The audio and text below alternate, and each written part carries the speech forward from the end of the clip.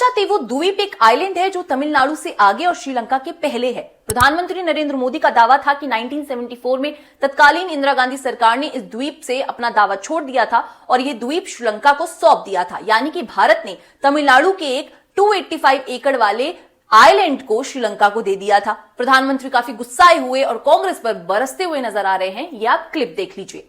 ये जो बाहर गए ना, उनको जरा पूछे एक कच्चातीवू क्या है। ये डीएमके वाले, उनकी सरकार, उनके मुख्यमंत्री मुझे चिट्ठी लिखते हैं, मोदी जी कच्चातीवू वापस ले आइए। तमिलनाडु से आगे श्रीलंका के पहले एक टापू किसने किसी दूसरे देश को दे दिया था। कौन था उस समय? श्रीमती इंदिरा गांधी के नेतृत्व में हुआ था। अब मोदी जी ने प्रहार तो कर दिया, पर शायद अपनी बांग्लादेश के साथ डील भूल गए हैं, जिसे अब कांग्रेस उन्हें याद दिला रही है। बैकफुट पर आई कांग्रेस ने अब 2015 में भारत और बांग्लादेश के बीच हुए भूमि सीमा समझौते को उठाया है। अब ये अग्रीमेंट क्या है? भारत ने बांग्लादेश को जमीन क्यों दी है? विस्तार से इस वीडियो में इन सभी सवालों पर बात होगी, जो कि बेहद जरूरी है। लेकिन उससे पहले अगर चैनल को आपने अभी तक सब्सक्राइब नहीं किया है तो जल्दी से कर लीजिए, क्योंकि आपके लिए बिल्कुल मुफ्त है और इससे मेरी बहुत मदद होगी। सभी लोगों को नमस्कार, आप देख रहे हैं खबरवती और मैं हूं पारुल त्रिपाठी। भारत बांग्लादेश के समझौते के तहत प्रधानमंत्री नरेंद्र मोदी के नेतृत्व वाली पहली एनडीए सरकार ने 111 भारतीय इलाकों को बांग्लादेश में और 51 बांग्लादेशी इलाकों को भारत में स्थानांतरित यानी कि डिस्प्लेस किया था। इसे लेकर कांग्रेस ने भाजपा पर हमला बोला है। सबसे पहले भारत और बांग्लादेश के बीच का सीमा का जो ये विवाद है उसे समझ लेते हैं। साल 1971 में बांग्लादेश को पाकिस्तान से आजादी दिलाने में भारत का बड़ा हाथ था, लेकिन इसके साथ दोनों देशों के बीच बॉर्डर को लेकर विवाद भी गहराने लगा। असल में भारत से बटकर ही पाकिस्तान और फिर उससे बांग्लादेश निकला है। बंटवारे के समय तकनीकी स्थितियों के चलते सीधी सादी लकीर खींचकर पार्टीशन नहीं हो सका।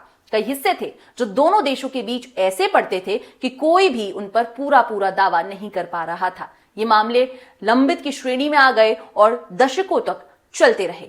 अब साल 1974 में कांग्रेस सरकार के दौरान लैंड बाउंड्री एग्रीमेंट हुआ। ये करार ऐसे ही पेंडिंग पड़े मामलों को निपटाने के लिए था, लेकिन एग्रीमेंट सदन में पारित हुए बगैर पड़ा रहा। इसमें 160 एनक्लेव की बात थी जो एक दूसरे को दिए जाने थे। इंडियन एक्सप्रेस की रिपोर्ट के मुताबिक बांग्लादेश ने इस एग्रीमेंट को कंफर्म भी कर दिया, जबकि भारत चुप रहा, क्योंकि इस पर आधिकारिक सहमति का मतलब था अपनी जमीनों का बंटवारा करना। अब साल 2011 में मनमोहन सरकार के दौरान बांग्लादेश की पीएम शेख हसीना ने एक बार फिर इस पर बात की। तब एक बार फिर सहमति बनी कि भारत को बांग्लादेश से 3,500 एकड़ जमीन मिलेगी, जबकि बदले में उसे लगभग 2,2500 एकड़ जमीन ढाका को देनी थी। लेकिन डील तब भी साइन नहीं हो सकी। साल 2015 आ गया। साल 2015 में भाजपा सरकार ने काम में तेजी दिखाई और सबकी सहमति से एलबीए पास हो गया। इससे पहले उन इलाकों के लीडरों से भी बात की गई जिनके पड़ोस में विवादित इलाके पड़ते हैं। पश्चिम बंगाल में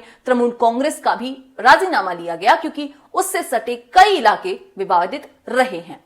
करार के तहत 162 जगहों का लेन देन हुआ। इसमें 111 जगहें भारत ने बांग्लादेश को दी, जो 17,000 एकड़ से कुछ ज्यादा हैं। वहीं बदले में हमें 51 इलाके मिले जो 7,000 एकड़ से कुछ ज्यादा हैं।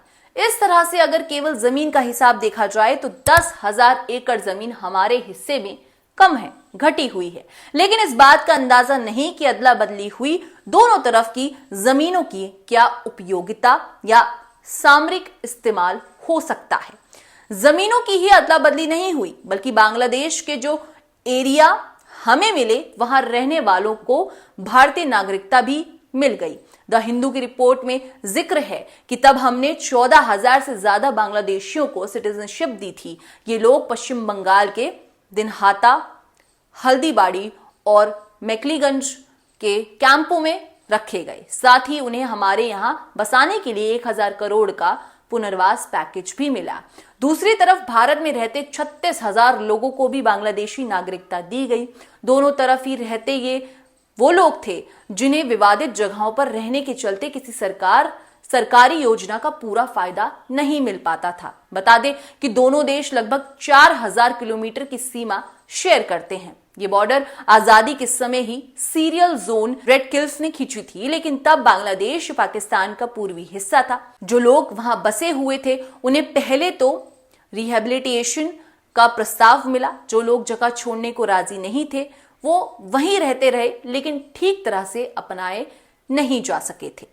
तो ये बांग्लादेश और भारत के बीच जो डील थी उसके पूरा विस्तार से विवरण था कि किस तरह पूरी डील हुई, किस तरह से जमीनों का आदान प्रदान हुआ है। तो ये खाली कांग्रेस की और बीजेपी की बात नहीं है, ऐसी डील्स हुई हैं जो हर पार्टी कहीं ना कहीं अपनी सहूलियत के हिसाब से करती ही है। इस वीडियो से हमें यह शिक्षा मिलती है कि दूसरों पे उंगली उठाने से पहले हमें खुद के ऊपर भी एक बार नजर रख लेनी चाहिए कि हम किस तरह से काम कर रहे हैं, या सामने वाले को मौका नहीं दे कि वो हम पर उंगली उठा पाए। तो ऐसा ही कुछ शायद सब सीखे होंगे इस वीडियो से। खैर, इस वीडियो में बस इतना ही। अगर वीडियो पसंद आया तो प्लीज लाइक कीजिए, चैनल को सब्सक्राइब कीजिए, ज्यादा से ज्यादा लोगों तक पहुंचाने की कोशिश कीजिए, शेयर कीजिए और ऐसे ही खबरवती को ढेर सारा प्यार देते रहिए। और जल्दी से सब्सक्राइबर्स और बढ़वाइए, 2000 हम जल्दी करेंगे और जल्द से जल्द और भी नई चीजें चैनल पर लाने की पूरी कोशिश करेंगे। तब तक के लिए शुक्रिया।